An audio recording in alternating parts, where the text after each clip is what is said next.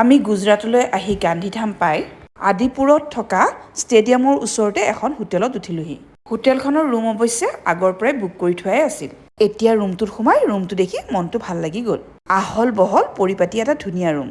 ৰুমটোত সোমাই ধুনীয়াকৈ ফ্ৰেছ হৈ যেতিয়া সন্মুখলৈ ওলাই আহিলোঁ, সন্মুখত আহল বহল এখন মুকলি বাৰাণ্ডা।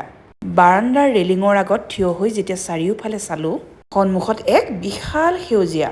হোটেলৰ তলৰ মহলাত গাতে লাগি অজস্ৰ দোকান পোহাৰো আছে। সন্মুখৰে যোৱা মূল ৰাস্তাটো ভীষণ ব্যস্ত।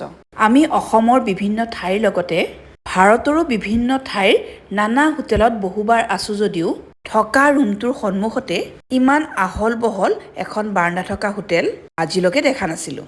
বাৰাণ্ডাখনতো চকী টেবুল পাৰি থৈ বহি ধুনীয়াকৈ চাহ খাব পৰাৰ ব্যৱস্থাও কৰি ৰাখিছে। গোটেই পৰিৱেশটো দেখি মনটো বৰ মুকলি মুকলি লাগি গ'ল। যেন হোটেলৰ ৰুমত নাথাকি কাৰোবাৰ ঘৰতহে আছোঁ। 4-5 দিন থকাৰ কথা।